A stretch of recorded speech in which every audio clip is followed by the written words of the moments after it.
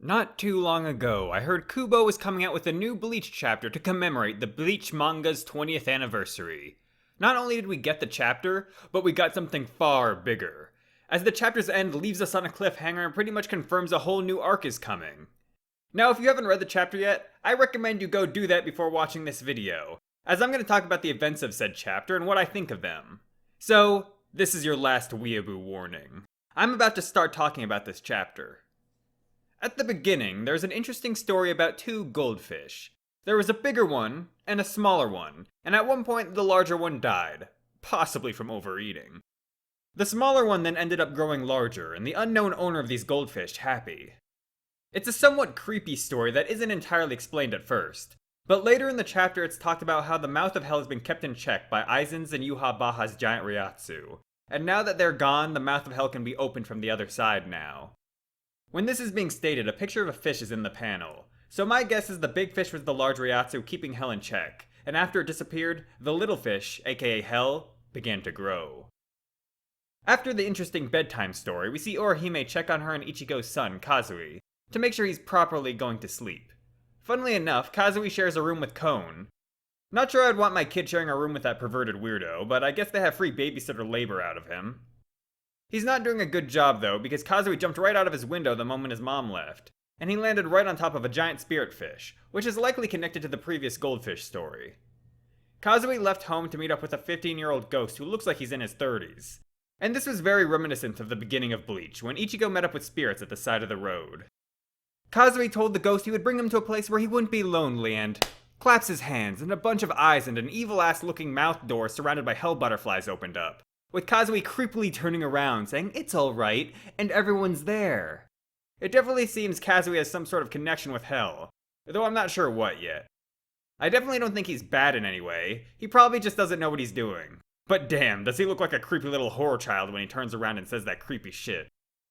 We then flash step over to the Soul Society, where we see Rukia and Renji's daughter training with Ikaku, but he doesn't disappoint his bald counterpart, as he doesn't let Ichika land a single blow on him. It also seems that Chika has a crush on Kazui due to her embarrassed reaction to Ikaku saying she wants to see him. I know a lot of Ichigo-Rukia shippers were upset at the ending ships of Bleach, but now maybe they can have some solace in their kids getting together. Funnily enough, the main male and female of Naruto didn't get together either, but now their kids also have a chance to be together in the sequel series. If this next generation all ends up hooking up with each other, you can call me the Weeaboo Prophet from now on. We then get news that they're holding a special funeral ritual for Captain Ukitake, where they have to slaughter a hollow in front of his grave. Seems a little barbaric, but it would make it more interesting to watch than a regular funeral, if you should be trying to make those interesting in the first place.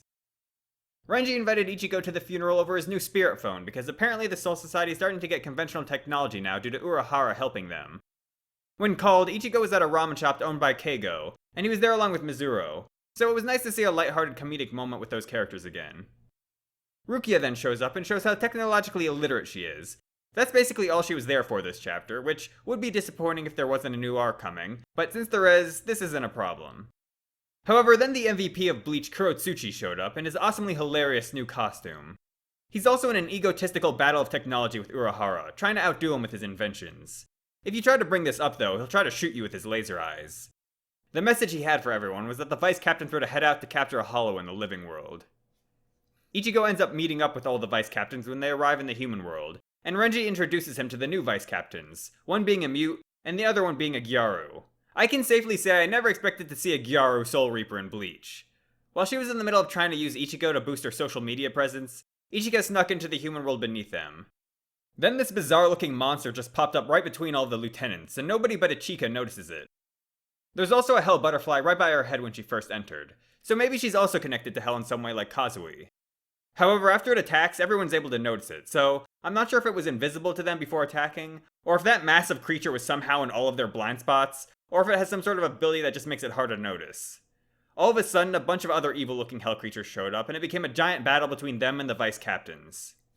Supposedly these creatures aren't ordinary hollows, and they don't have Ryatsu. The two new vice captains show off their powers, and they actually seem pretty strong. The mute sends out his sword as hawks, which one-shot one of the hell creatures. And the Gyaru uses her hands to make some sort of giant bear appear behind her and bite the head and crotch off of one of these hell beasts.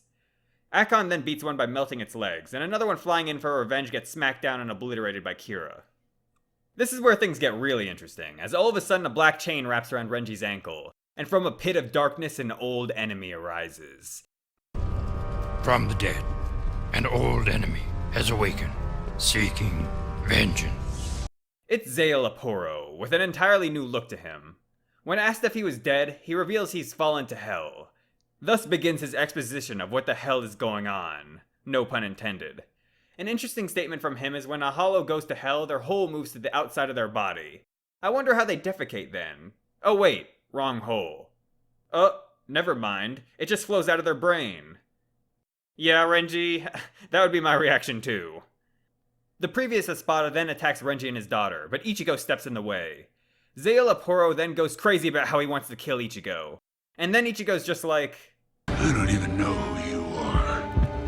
I guess that makes sense because I don't think they ever actually met each other before.